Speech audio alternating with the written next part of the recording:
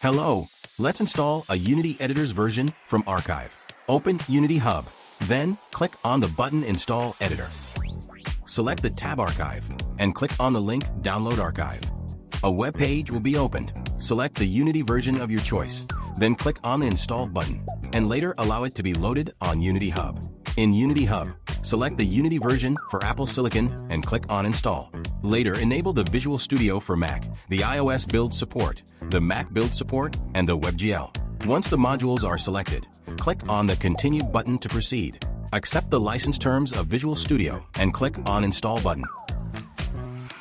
Visual Studio and the platform libraries will be downloaded and installed. macOS may request the permissions to proceed with the installation. This process may take some time, which you can use to like this video and subscribe to the channel.